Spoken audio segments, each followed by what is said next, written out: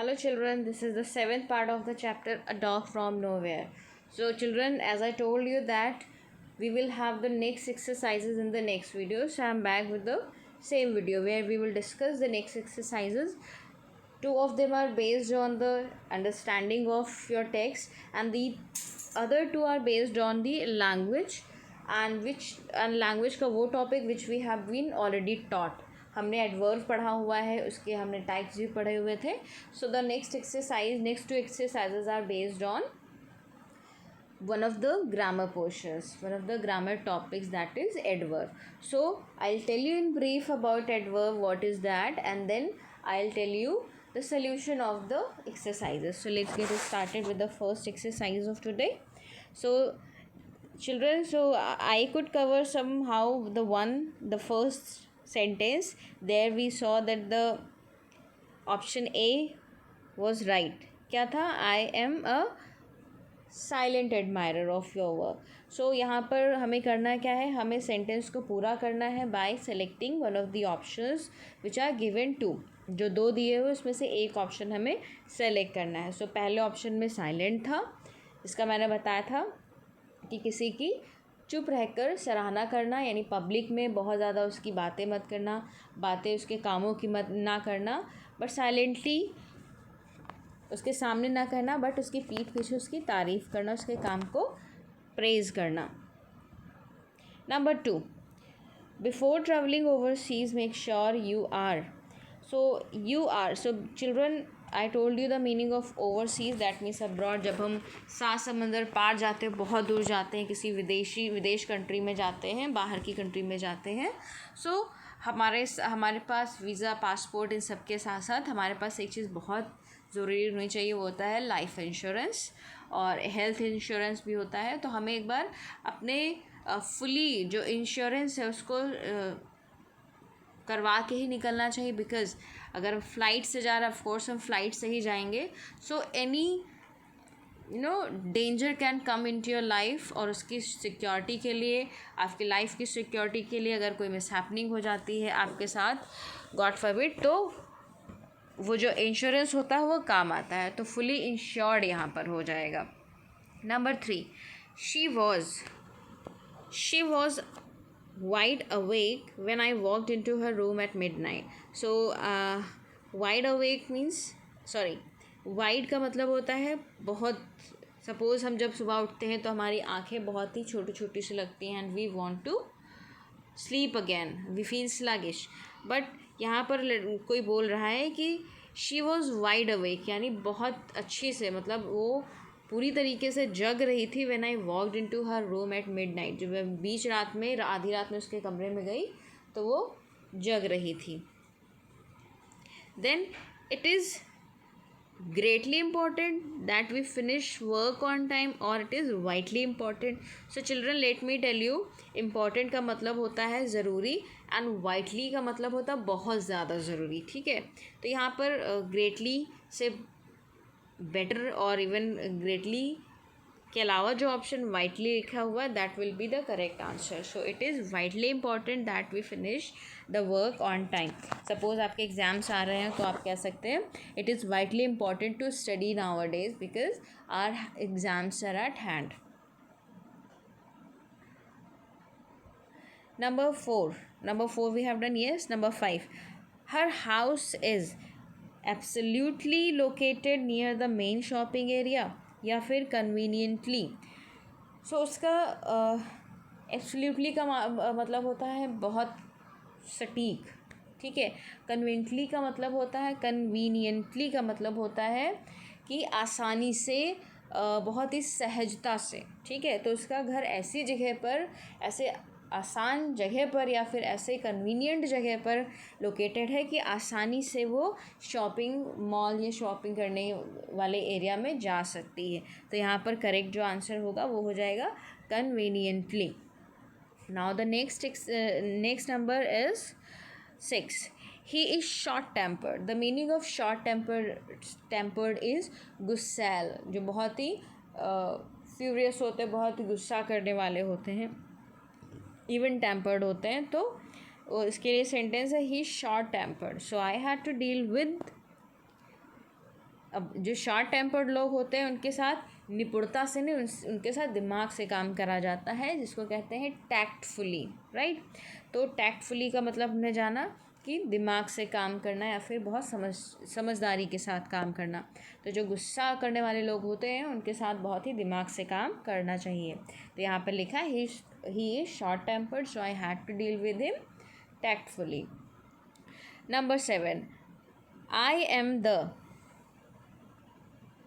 Rightful owner of the dog.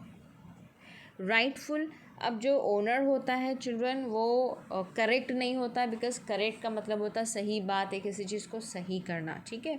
Rightful का मतलब होता है अधिकारों से भरा हुआ, ठीक है, जिसका अधिकार हो। तो यहाँ पर हो जाएगा आई am the rightful owner of the dog, यानी मैं, ओनर का मतलब होता है मालिक, तो मैं इसका अधिकार से परिपूर्ण या अधिकार के तहत मैं इसका ओनर हूँ या आधिकारिक ओनर हूँ। Number 8, the stranger was given a, जो स्ट्रेंजर होता है तो उसको हॉट वेलकम दिया जाता है चिल्ड्रन की, वार्म वेलकम दिया जाता है। अगर हम आपने सुना होगा अपने स्कूल में टीचर्स को, प्रिंसिपल को, कि जब भी असेंबली होती थी, जब यह नया सेशन होता था या कोई ओकेजन या फंक्शन होता था, तो वहाँ पे टीचर्स क्या कहते थे, we are going to give you a warm welcome. Warm का मतलब भी गर्म होता है, हॉट का मतलब भी गर्म होता है, बट जो वार्मिंग होती है चिल्ड्रन वो बहुत ही, जो गुनगुनाहट होती है, गर्माहट होती है हल्की फुल्की, वो अच्छी लगती है, ठीक है। तो यहाँ पर वार्म वेलकम होगा, ना कि hot welcome, right. So now finally we have collected, we have done this exercise. Now children, if you see in this exercise we have gone through new words. यहाँ पर हमने कई सारे न्यू वर्ड्स को देखा, जैसे एडमायरर का मतलब है तारीफ़ करने वाला, ठीक है, and silent admirer like our parents. फिर हमने कन्वीनियंटली का मतलब सीखा कि आसानी से किसी काम को, सपोज़ मैंने कहा कि आपको मेरे घर आना कन्वीनियंट लगेगा, मेरे घर आप आसानी से आ सकेंगे, सो कन्वीनियंटली हमने वर्ड देखा। इंश्योर्ड का मतलब हुआ कि जीवन बीमा कराना, ठीक है। एंड देन वाइड अवेक का मतलब होता है पूरी तरीके से जगह होना। वॉकड इनटू, किसी के रूम में जाना। एंड देन वाइटली का मतलब होता है बहुत ज़्यादा ज़रूरी, राइट। एब्सोल्यूटली का मतलब होता है बिल्कुल सटीक। टैक्टफुली का मतलब होता है समझदारी से। स्किलफुली का मतलब होता है निपुणता से। राइटफुल का मतलब होता है अधिकारों से भरा हुआ या जिसका अधिकार हो। वार्म का मतलब गुनगुना या फिर गरम, हल्का फुल्का गरम। एंड हॉट का मतलब होता है गरम, ठीक है। ओनर का मतलब हमने देखा कि मालिक होता है। एंड शॉर्ट टेम्पर्ड का मतलब हमने देखा कि बहुत ज़्यादा गुस्सा है, right. So this is the reason such activities or such exercises are given in playing with words, जिसमें हम अलग अलग वर्ड्स के साथ गेम के थ्रू सीखते हैं। Now comes the next exercise. Here what we have to do, filling the blanks appropriately by using the reporting words given in helping box. So children, let me just skip this because I have to first explain it and that would take time, right? So मैं इस exercise को skip करती हूँ, I'll tell you later. So now जो दूसरी exercise है that is based on grammar, जिसमें हमें adverb के kinds को पहचाना है, ठीक है। तो हमने पढ़ा था कि adverb के बहुत सारे kinds होते हैं और हमने 4 तरह के kinds पढ़े भी थे, जिसमें कि हमने पढ़ा था कि जब कोई काम करने का तरीका, जब कोई वाक्य काम करने का तरीका बताता है तो हम उसको कौन सा बोलते हैं, वो कौन सा एडवर्ब होता है, वो होता है एडवर्ब ऑफ मैनर। वो काम करने के तरीके वाला एडवर्ब होता है। अगर किसी वाक्य में टाइम को लेके बात कही गई है, समय की बात बताई जा रही है, तो हो जाएगा एडवर्ब ऑफ टाइम, राइट। फिर अगर मान लीजिए किसी सेंटेंस में जगह की बात हुई है तो वहाँ पर हो जाएगा एडवर्ब ऑफ प्लेस। एंड एक और रह गया था जो हमने नहीं पढ़ा था, बहुत आसान है, जिसको हम कहते हैं एडवर्ब ऑफ फ्रिक्वेंसी।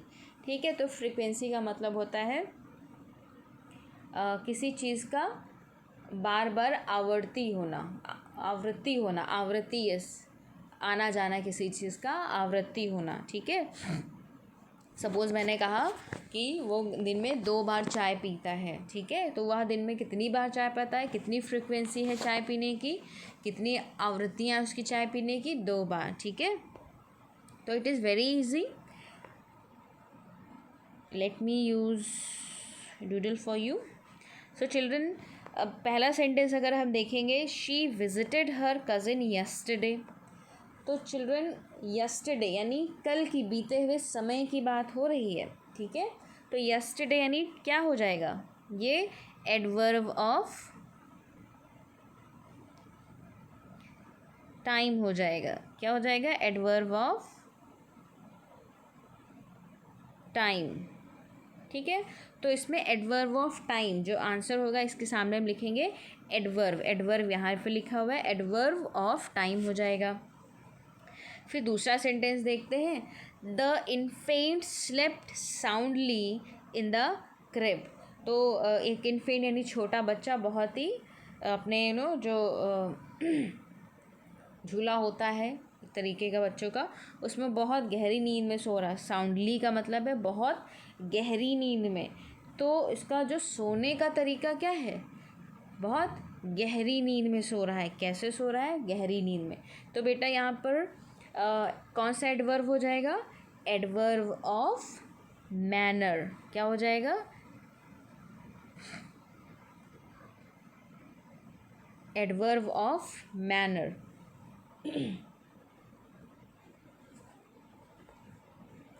एंड साथ ही साथ चिल्ड्रन यहाँ पर ये भी हो जाएगा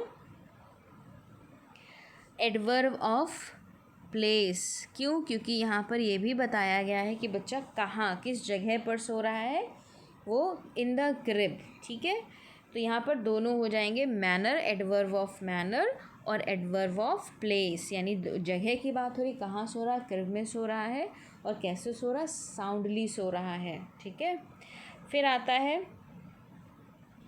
she occasionally watches a movie. Occasionally, ठीक है, तो बहुत ही ओकेजनली यानी बहुत ही ख़ास अवसर पे वो जाती है, हर दिन नहीं जाती है, बार बार नहीं जाती है। तो ओकेजनली क्या हो जाएगा यहाँ पर, ओकेजनली हो जाएगा frequency. So where should I write the spelling of frequency, यानी वो कब कब मूवी देखती है, ओकेजनली देखती है।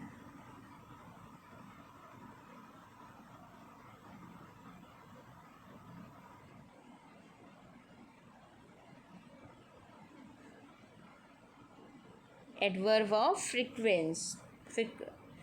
Adverb of frequency.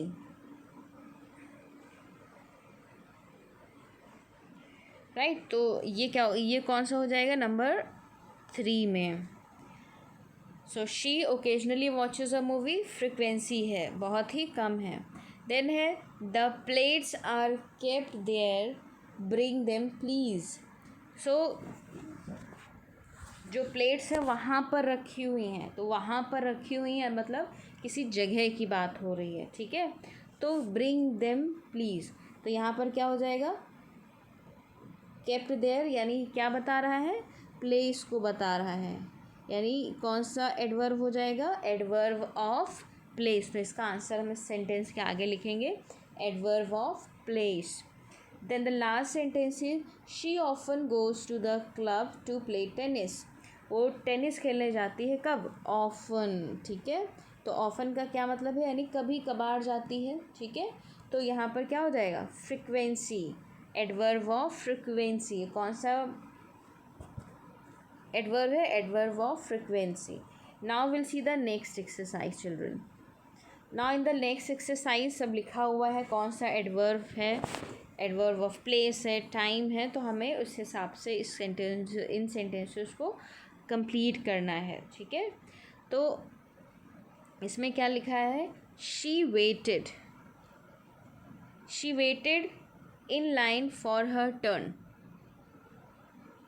अब हमें एडवर्ब ऑफ मैनर लिखना है. एडवर्ब ऑफ मैनर का मतलब है हमें उसके जो काम जो उसने करा है उसका करने का तरीका लिखना है. ठीक है चिल्ड्रन. तो उसने लाइन में कैसे वेट करा. अब अगर हम खड़े होके कहेंगे तो वेट तो खड़े होके करना ही होता है. तो अपने बारी आने का उसने बहुत ही धैर्य के साथ बहुत ही पेशेंटली क्या करा, उसने वेट करा. Right children I will again have this exercise in the next video as this video is going to be so lengthy. So let me wind up this chapter here only, and we will have this exercise and this exercise in the next video. So children, thank you. Till then, bye bye and take care.